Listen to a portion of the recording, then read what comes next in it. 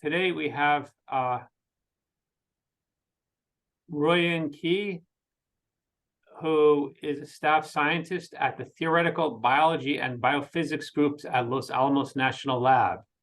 And as we were just discussing before everybody joined in, Los Alamos National Lab is a beautiful place to go visit if you're ever in the area. It's got wonderful scenery and, of course, fantastic science going on. And so I don't know if they've got any openings at the moment, but definitely one of those places to keep on your radar if you're looking for a great place to work and live. Before joining Los Alamos National Lab, Dr. Key was an assistant professor of math and precision medicine at North Carolina State. His recent research has particularly focused on developing data science approaches and machine learning tools to address key questions in the infection and transmission dynamics of SARS-CoV-2. So with that, Dr. Key, I'm going to ask you to share your screen and take it away. Thank you. Thank you for the introduction, Harry. It's a great pleasure to have this opportunity to present our work here. Let me share my screen and see that works. You guys can see my screen now? Yes, it looks great. You're all set. Okay, great. Yeah. Yeah, again, it's a great pleasure to present our work to the MIDAS network. I guess I want to start by saying that COVID-19 forecasting has been crucial for public health monitoring and decision-making. During the early period of the pandemic, the focus really was on forecasting case counts, death counts, and more recently forecasting on hospitalizations, because we want to make sure our healthcare system are ready for a potential next wave. I also want to point out, as shown on this screenshot from the COVID-19 forecast hub, where actually there has been enormous effort. A lot of teams has developed different modeling approaches to make forecast to aid public health decision-making at both the local and national level. So there has been enormous effort on this area of research. The other aspect or area that I think becomes more and more important is really try to forecasting the variant frequencies, especially given the continuous evolution and generation of new mutants and variants by SARS-CoV-2. On the right, I show this is a screenshot from the CDC website. It shows currently dozens of minor variants are circulating around in the population. Some are in high frequencies and some are in low frequencies. So a direct question is really, among all these lineages, which one would will rise into high frequency and become dominant in the population, let's say in 1 or 2 months' time? And can we forecasting the frequency changes of these different lineages?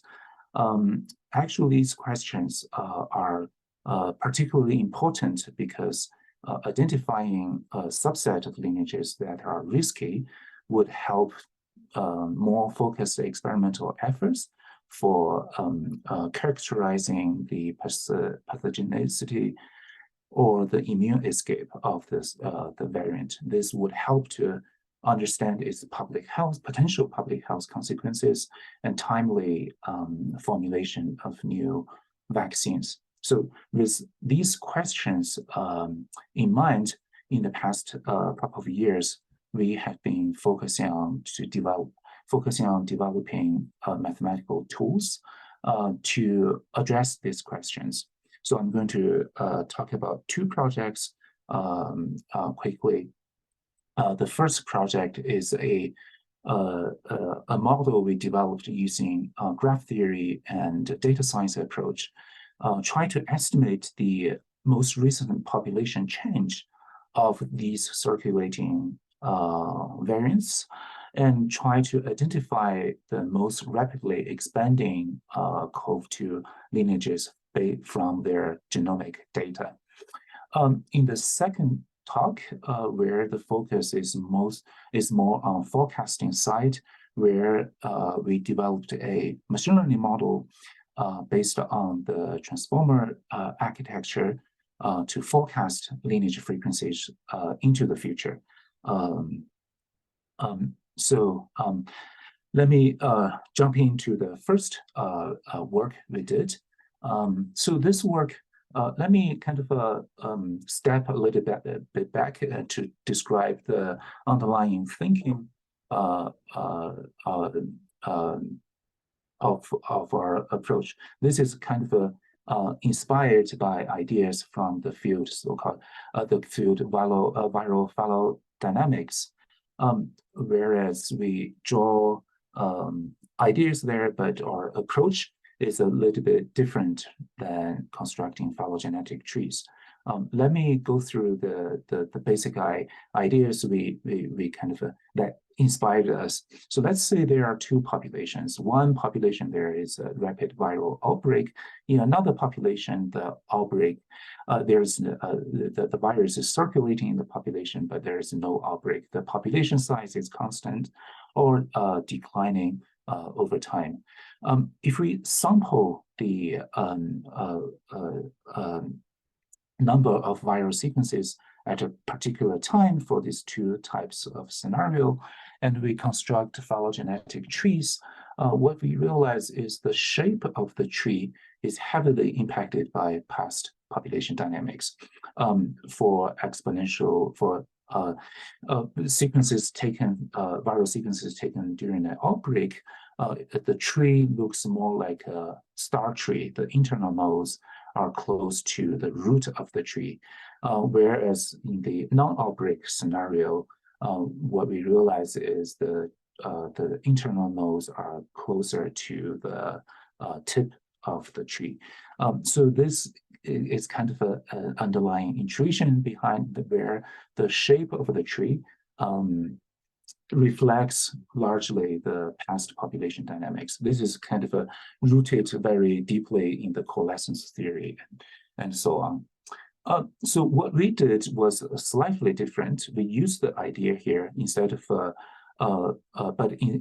constructing trees, we calculated the pairwise distance between the sampled viral sequences. The idea here is, I want to mention that the tree shape actually reflects partly the genetic relationship between the different virus sampled. That's the same as the pairwise distance here. So what our underlying thinking is that the exponential outbreak of viral exponential nature of a viral outbreak would lead to distinct signatures, not only in the phylogenetic trees, but also in the pairwise distance matrices. So viral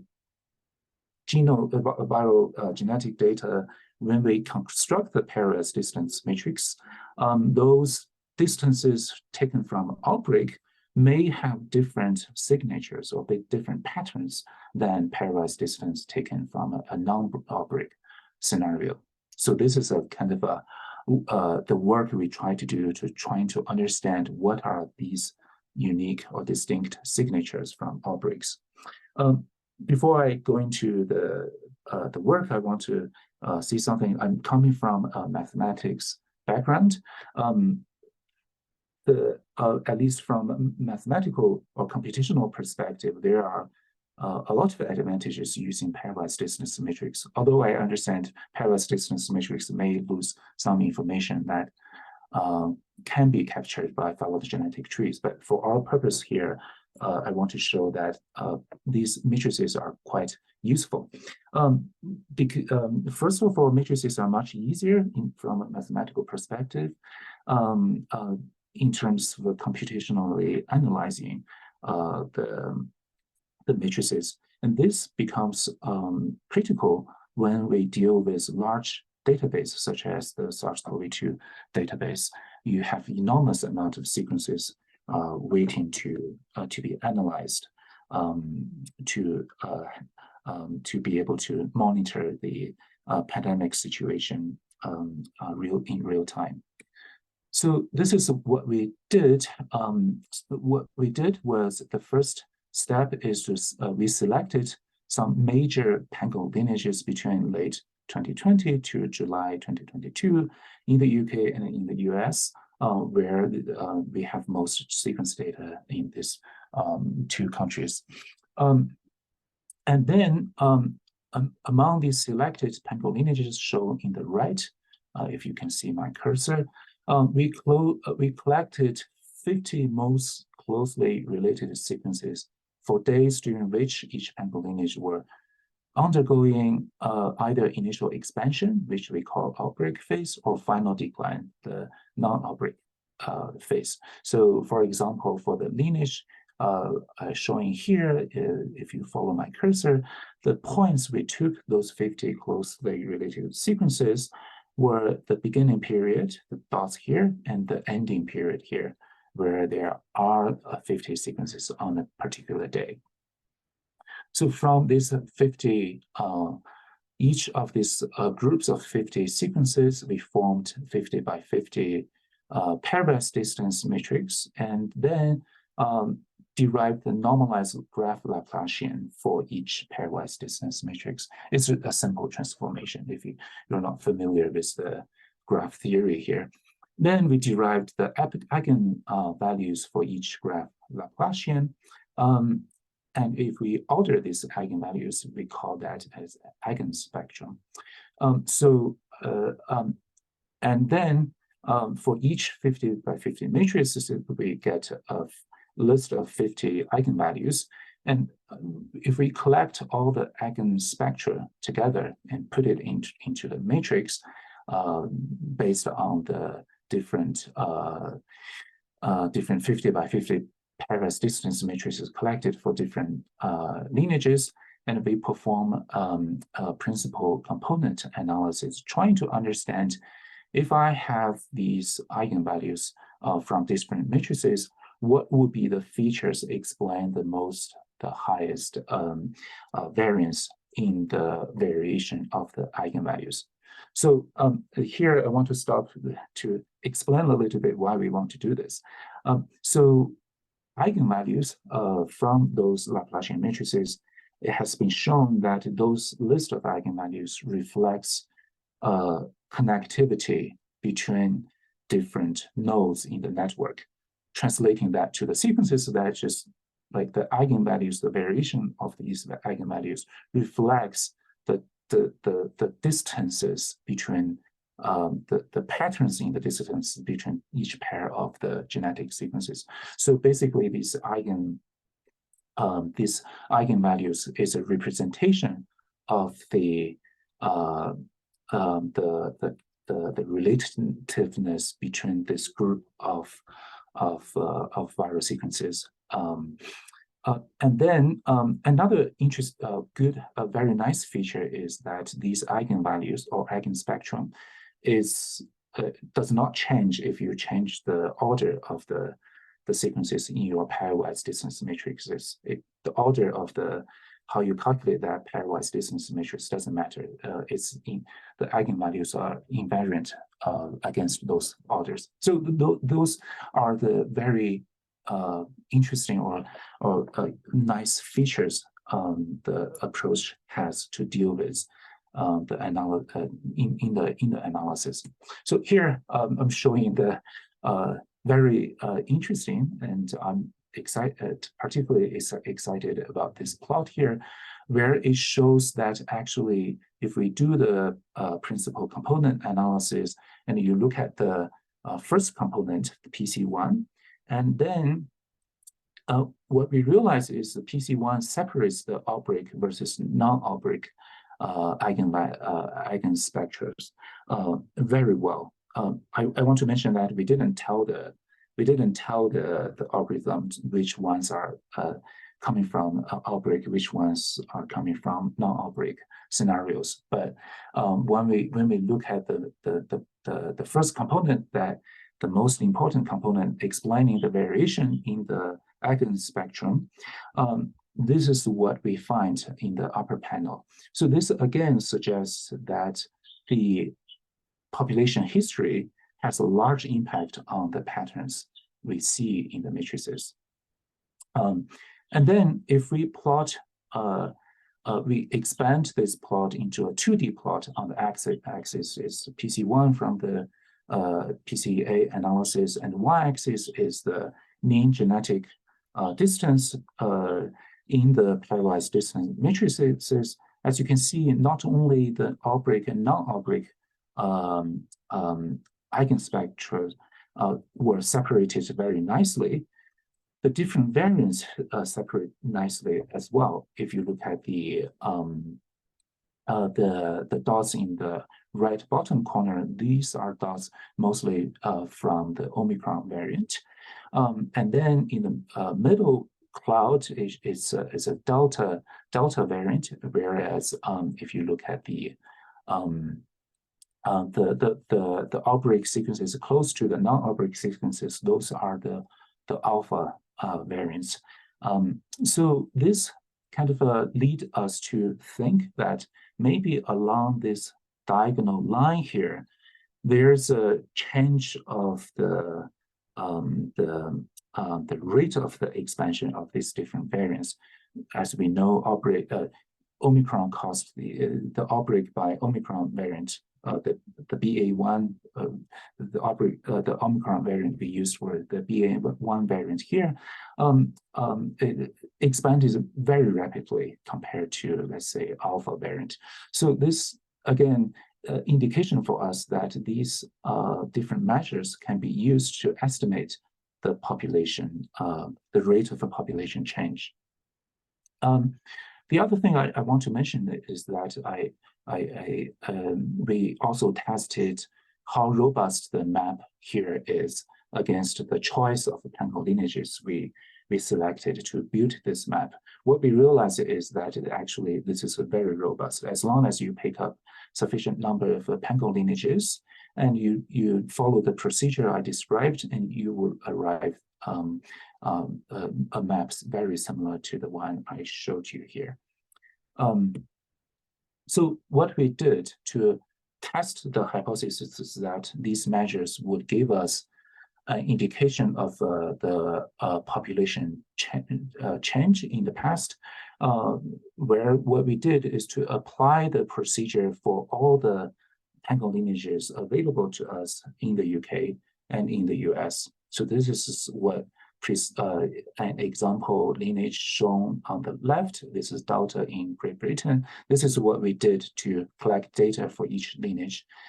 So what we did was to estimate the actual lineage expansion rate by doing this piecewise linear regression on the lineage frequency data.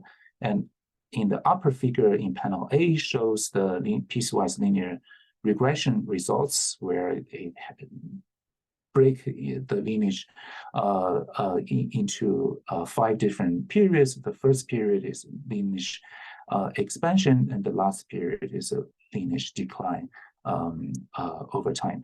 And then we could estimate how quickly the lineage is expanding and decreasing, and that the measure is shown as y-axis in panel C, which I will go to in a minute. But what we did was for each lineage, we collected the estimated lineage expansion or decline rate, and we collected PC1, PC2 for the matrices collected at the beginning of the lineage expansion and the end of lineage decline. We used these 2 data points and collected PC1, PC2, and the mean genetic distance in the pairwise distance matrices. And from that, for each lineage, we will have 2 time periods, and we do that for all the lineages together. And we constructed this regression, simple linear regression, to use PC1, PC2, and log 10 of the mean distance to estimate the slope of change estimated from the piecewise linear regression. So panel C shows the results of this estimation. On x-axis is the estimated slope from the regression model shown in the formula here, and y-axis were the estimated slope from piecewise linear regression. As you can see, for almost all the lineages, the prediction agrees with the slope estimated from piecewise linear regression really well, and except for lineage BA 2.5. So in general, what this figure shows that if we use PC1, PC2, and the log 10 of mean genetic distance, all these measures were derived from viral genetic data without using any frequency data. And then remember, all these were derived from these pairwise distance matrices. And then if we use this linear regression, we will be able to predict the rate of lineage expansion or decline with reasonably accuracy, which is very satisfying for us. So I want to understand a little bit why our model failed miserably to predict BA 2.5. The reason for that is that if we plot the PC1 estimated for BA for all the lineages and the log 10 of genetic distance, mean genetic distance in the pairwise distance,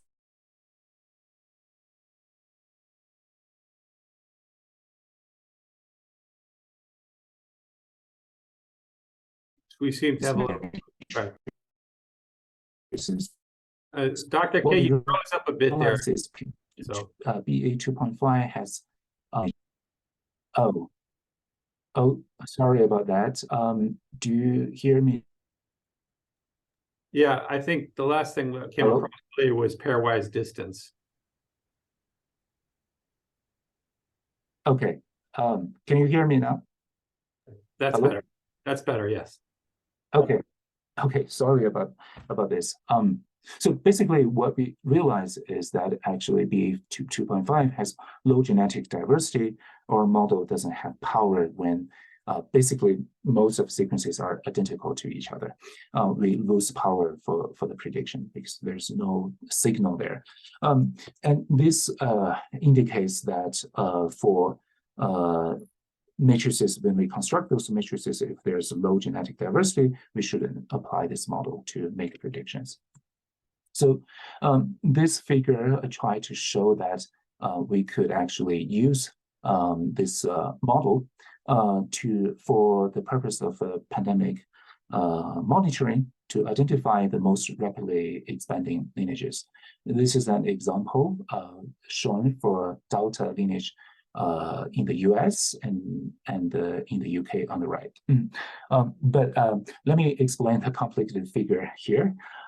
So if you look at the bottom panels, basically it shows the actual lineage frequency over time for different variants. The color coding here, green is pre-Delta, orange is dominating Delta lineage, and purple represents other Delta lineages.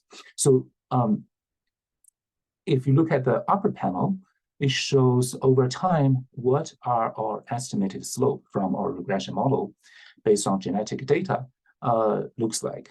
So as you can see here, as soon as the Delta lineage AY44 has 50 sequences, we would be able to make a prediction, and our prediction shows that this lineage has a much quicker expansion rate than the rest of the pre-Delta lineages.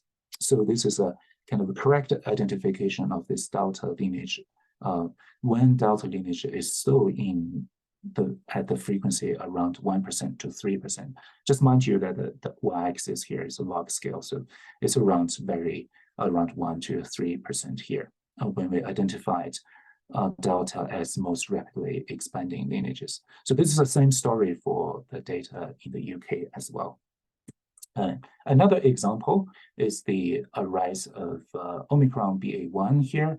What we have here, again, when Omicron appeared in the database at low frequency around 1%, we have sufficient amount of data, 50 sequences on that day, to construct our matrices and derive these measures.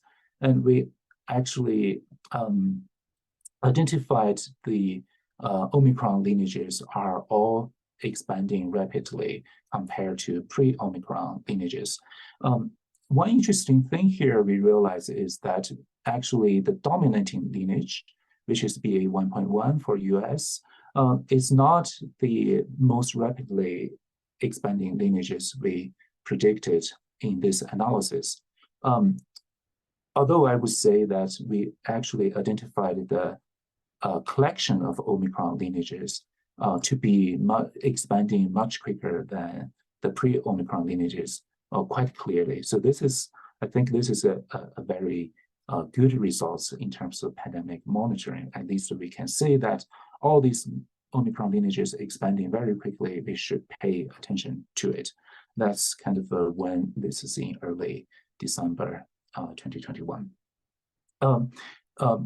I guess the reason why we didn't identify the dominating lineage, it could be that our prediction has some noises. So this lineage BA.1.1 indeed expanding quicker than other lineages, but our prediction isn't that precise.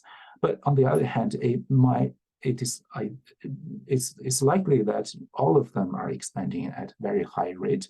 The final outcome, which lineage wins the battle and dominates the population, may depend on other factors rather in addition to the potential, the rate of expansion we measured here. So this is a similar story for BA.1 at Great Britain. Again, I just want to show that in real time, our method is very useful in terms of monitoring. So to summarize the first part of the work, what we did, trying to say, if we implement the work, how we would be, what we would do if we have, let's say, thousands or tens of thousands sequences coming into the database today. Then if we have a lot of sequences today, the first thing we could do, follow this approach, would to collect 50 most closely related sequences. You pick up a sequence and you collect most closely related sequences to that sequence and construct a 50 by 50 pairwise distance matrix. Then you construct these anomalized graph Laplacian and calculate the eigenspectrum and map that eigenspectrum to the PCA map I showed earlier. And then we could estimate the rate of population change for the particular population represented by these 50 closely related sequences, and estimate the rate of this particular lineage from the calculated PC1, PC2, and mean pairwise distance values. So this can be performed by scanning through all the genomic data available on a particular day. So the step 1 to 3 is for one sample, but you can do that very quickly, efficiently in a computer, even on a laptop, to go through the tens and thousands of sequences very quickly and being able to make such predictions. This would allow us to identify rapidly expanding lineages or subset of a lineage that are rapidly expanding. What I'm trying to say here is this approach isn't dependent on lineage assignment. You could just scan through all the data available, try to come to see which part of or which groups of sequences represents a population that are expanding quickly. And this overall, we think this approach would provide an alternative or efficient way to estimate epidemic growth rate of newly emerged SARS-CoV-2 lineages. I think the major advantage here is really the computational power or computational efficiency that allows us to analyze massive amount of sequence within minutes on a laptop computer.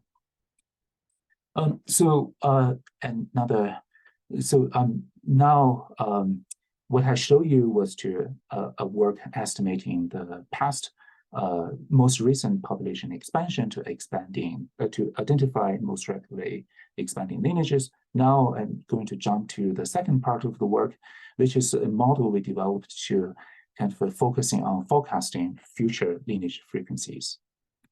I want to start by saying that current lineage frequency forecasting is mostly based on regression models, basically performing regression, various types of regression on time series data. One particular problem with this approach is kind of caused by the data is very noisy, caused by the delay in reporting. Here on the left, I show the delay in reporting, a histogram of the delay in reporting. What I mean by that is, if a sequence is a viral sample is collected on a particular day, we ask how many days it takes for the sequence from that sample to be deposited and becoming available in the JSA data set. So here is a histogram showing, in general, the reporting delay. Most of large fraction of sequences, it would take about 10 to 30 days of delay. A result of this is that the data, especially the data close to the day you try to access the lineage frequency, would be very noisy. Here are two examples of the problem here. Let's say if I access the database on the day represented by the blue dots here, and then the red dots represents the viral, the lineage frequency I would get on that day. Whereas the black and the gray lines shows the actual frequency when all the sequences were becoming available. So as you can see, these red dots are very noisy, and there's no data close to the day of access.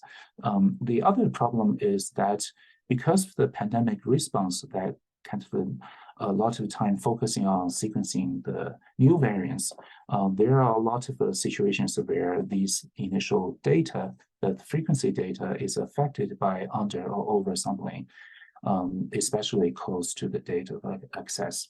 So this makes the regression forecasting less reliable. So what we are doing here with our machine learning approach to really try to mitigate the problem for noise or biased sampling, especially close to the access date. So what we have here is that for each lineage, we take the lineage frequency, a window of time before access date, take that as a model input, and we take the lineage reported lineage frequency accessed much later the actual lineage frequency as our model target or prediction target for machine learning model. Basically, we will use noisy data as data input and try to train the model to predict the actual frequency into the future. We can do that kind of sliding this window for each of the lineages and get a lot of training data sets from these lineage frequencies time series. Specifically, what we did was to collect frequency time series at each access day for all pango lineages in the UK and US, and this actually lead to a large data for training the machine learning model. As many of you may know, machine learning model is very data hungry, so we try to generate a lot of training data for for this model to work.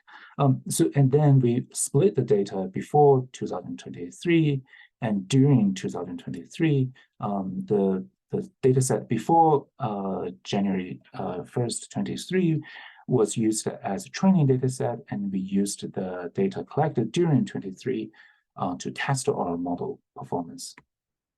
I guess I'll go through this figure very quickly. This is an actual example of what the input data looks like on panel A, where we have an input period, window period of time. We try to predict T days into the future.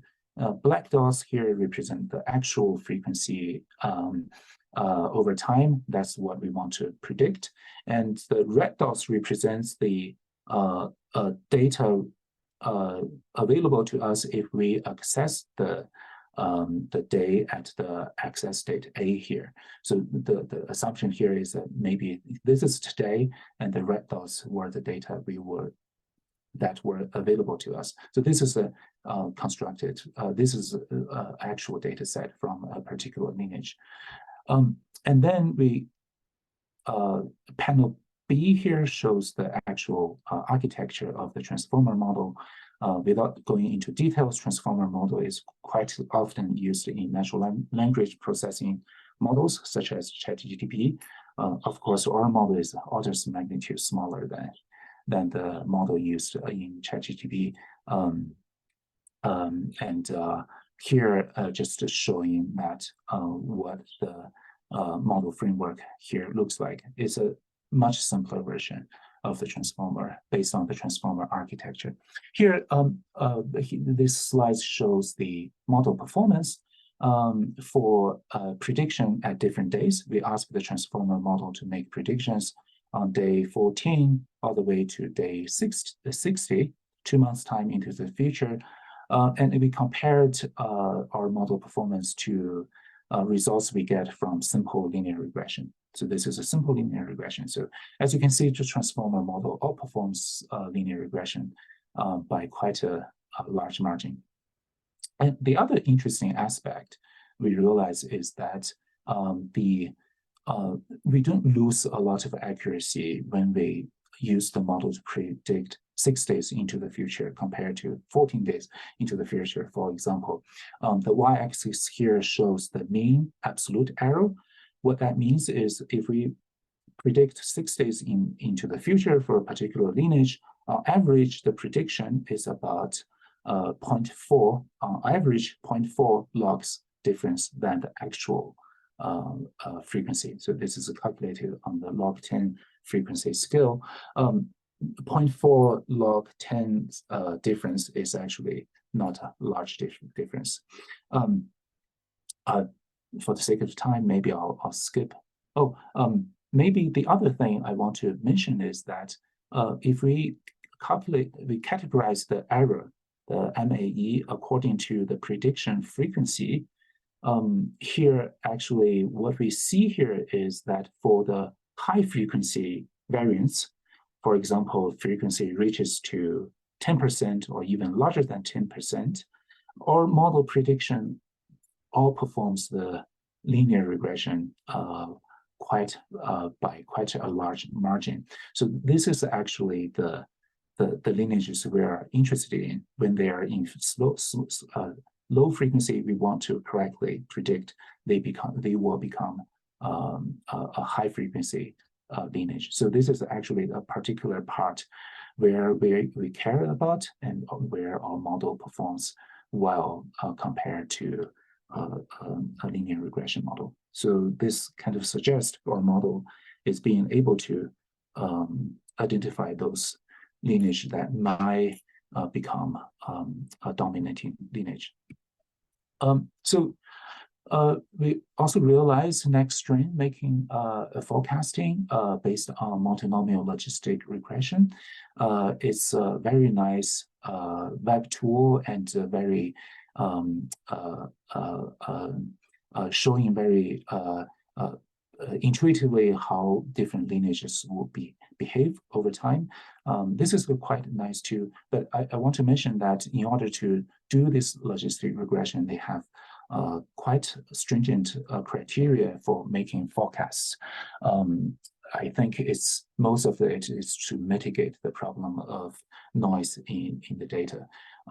For example, you have to have at least 500 sequences in the last 30 days to make the forecast, and they excluded sequences from the last 12 days because, as I mentioned, last 12 days data are very noisy, can have a high influence on regression-based models. For a machine learning model, we don't have all those stringent criteria. Nonetheless, we try to compare our model performance over the next strain forecast for those lineages that next strain making predictions.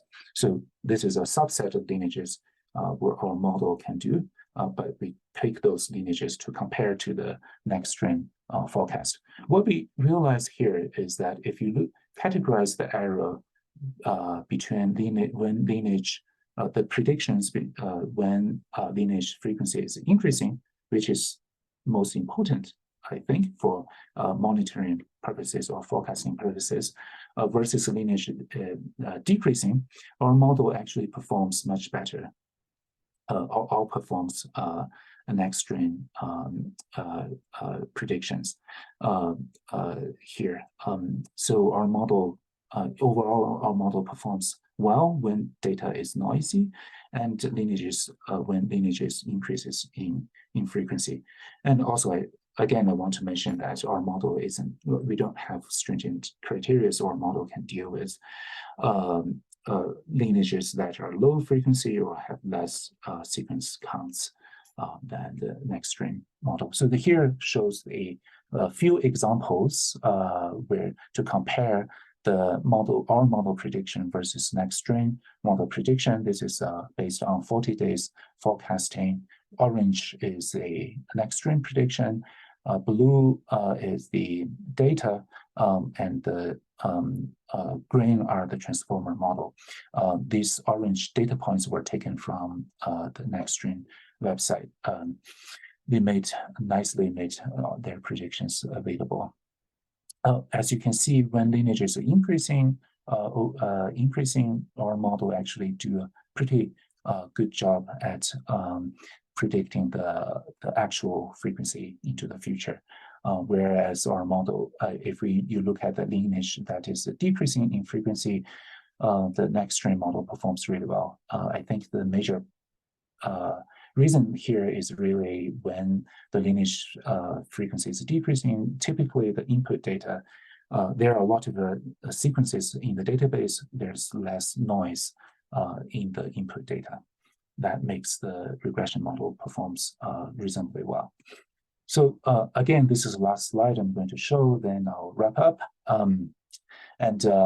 This is a comparison in general between the raw data shown in upper panels and our model prediction, transformer prediction for 28 days and 60 days. As you can see, in general, if you look at the figures, our model prediction, in general, agree with actual data quite well. There's a line showing here the area, shaded area before the line, or the area where we used these data as training data. The areas after the line shows the data where we use for testing, where basically I'm trying to say that the area after the line is the data that the model never saw before. It's able to kind of predict the data, the future quite well, especially our model really identified the rise of XBB lineages, in particular XBB 1.5, quite nicely. If you look at the 6 days, 2 months prediction, it's actually quite nicely agrees with the raw data. So next steps for both works, we are thinking of applying our works to real-time predictions to say, given the data right now, what we would expect into the future, and assessing. Now we used our model to analyze data for the data in UK and US. We want to kind of adapting our model to make forecast for other countries as well. I think especially our second model is not quite dependent on the large amount of data we have. So that second model probably can be easily adapted to do forecasts for other countries. So acknowledgement, the first work is led by a collaboration with a staff scientist here at Lano, Emma Goldberg, and a student here at Michael Cooperman. The second part of the model is led by Yinan Feng, and also in collaboration with Yu Zuolin. All of them are at Lano. I would like to thank GSAID for making data set available in a very, very nice format, and also funding from Lano, LDRD, DARPA, and NIH. Thank you so much for your time to go through, and I'm happy to answer any questions if you have. Great, thank you, Dr. K. Very nice talk. Please, if you have any questions, go ahead. I have somebody raising their hand. Please go ahead with your question. Hello? Yep, you're unmuted. Go ahead. Hi, Ruian. That was really Hi, Katya. hi. Hey. That was a really fantastic talk. Really enjoyed it, and all the new methodological developments. It's really promising and really beautiful. I have one question about the first part of the talk, where I followed you in terms of actually going through the PC1 and PC2 and the relationship with log of the matrix mean and so forth. And I'm just wondering, in terms of your expression for the slope, I think, yeah, right there it is. So I'm wondering, presumably there could be different expressions for the slope, right? So how did you come up with this one? Is it just kind of empirical, that seemed to kind of provide a good fit? So why not go into kind of PC3 and PC4, right? Or why even include PC2? Or so how did you come up with that expression for the slope? Yeah, that's a thank you for the question. We actually tested a lot of different measures, including inspired by your recent work on a number of segregating sites. We also calculate number of segregating sites in the 50 sequences we collected, and try to put all these measures into this linear regression. And we also tested interactions between different terms.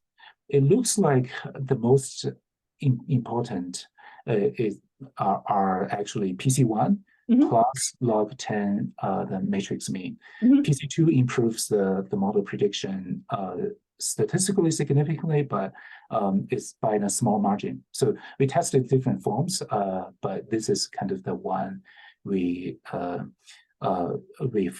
the most effective and the simplest one. But having said that, I'll be happy to talk more. Definitely, we didn't test. I mean, our ideas are limited, so maybe you have some other ideas about. Yeah, no, I don't have another suggestion. I just didn't know where that came from or whether you tried alternative expressions. So it's nice to know that you actually evaluated a set of possible ones. Yeah, that's really nice. Yeah, thank you. I guess partly it's motivated by the shape here. As you can see, PC1, log 10, submatrix mean. There's a clear linear relationship here. So this is so anything below 10 to the -5, we ignore all those because the low genetic diversity. But this looks like a really straight line here. So that's where the linear regression come from. Got it. Great. Thank you. Thank you. Thank you for the input. Great, thanks. Any other questions? If not, I've got one I'd like to raise. In terms of this forecasting, I'm really intrigued. It's really nice work, but the question is, if you want to bring this into a public policy or an action model, how early is early enough? And can you do this in a way that would allow for action. And so with the delta here, would you have been early enough to do something with this information? And how do you even think about that question, I guess, is another way to ask. Yeah, I think that's a great question. We thought about it a lot, but having said that, we are not public health experts. But the way how we think about how to use this model, for example, this one, we need kind of 50 sequences on that day to make a prediction. Once we made the prediction, I think the next step is really to provide the list of lineages. For example, in this case, provides the list of lineages that potentially have high risk of expanding. That's kind of one piece of information can be as input to public health officials. We're not claiming they definitively they will our prediction is on 100% or correct, but at least this can help us to identify a few candidates that we have to pay closer attention. For example, to test in the laboratory, to test, for example, immune escape, or if they have immune escape and our models suggest that it's been expanding quickly, although we didn't sample it, we were not be able to sample it into the database, they were expanding quickly, then can we kind of based on those information to do more experiments or pay more close attention to those candidates. And in those cases, I think for Delta, our predictions is about a month before Delta become dominant in each of the country. Well, that's kind of I guess it might be different, depends on different situations. But at least what it shows here is that we would be able to provide a reasonable suggestion when those lineages are in low frequency.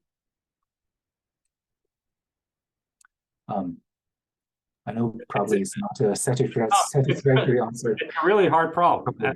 So I don't expect a full answer to that. It's just something that struck me looking at it, was to say how do you do this in a way that maximizes the opportunity to optimize and to respond. And I think if you look at, say, the Omicron trends, probably say there that boy, getting any signal there at all would have been really tough.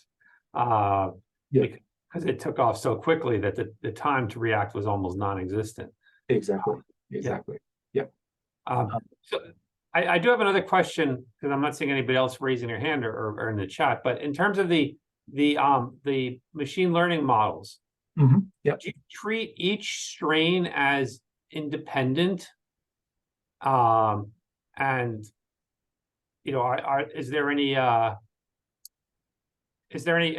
cost or any concern with that? Because in some sense they're not.